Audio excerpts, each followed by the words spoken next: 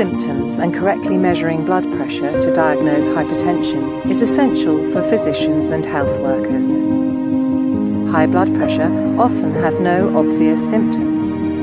Because of this, patients with high blood pressure may be at risk of more serious heart disease without even knowing it.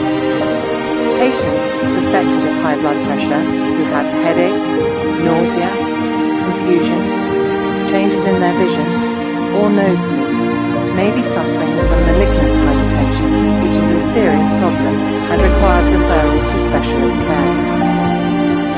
Physicians and health workers should have been previously trained to measure blood pressure, and equipment must be well maintained.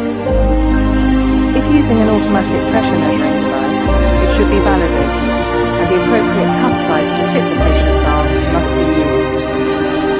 Whether measuring blood pressure in the clinic or a person's home, make sure that the setting is relaxed and quiet, and the patient is sitting comfortably with their arm outstretched and supported. Before starting measurement, palpate the radial or brachial pulse. If the patient's pulse is irregular, automated devices may not measure pressure accurately. Measure blood pressure in both arms. If there's a difference of more than 20 millimeters of mercury, the pressure should be re-measured. If the difference remains after a second reading, perform subsequent measurements using the arm which gave the higher reading. If the blood pressure reading is 140 over 90 millimeters of mercury or higher, take a second reading during the consultation. If the second measurement is substantially different from the first one, take a third measurement.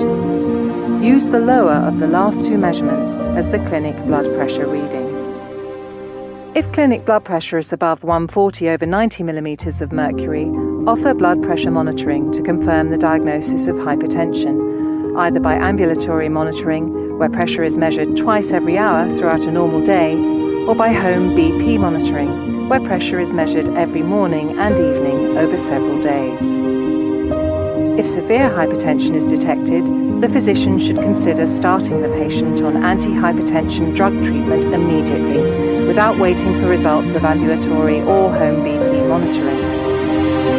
In some situations, a patient should be referred immediately to specialist care. For example, if their blood pressure is above 180 over 110 millimeters of mercury, they have accelerated hypertension and must be referred. They may also have swelling of the optic nerve disc at the back of the eye, which is known as papilledema, and/or bleeding at the back of the eye, known as retinal hemorrhage. The patient may also have suspected pheochromocytoma, which is a tumor of the adrenal glands, as well as labile or postural hypotension, where blood pressure lowers excessively when standing. They may also be experiencing headaches, palpitations, pallor, and excessive sweating, known as diaphoresis. If no hypertension is detected, the health worker should offer to measure the patient's blood pressure every 5 years, or more frequently if their clinic blood pressure was close to 140 over 90 millimeters of mercury.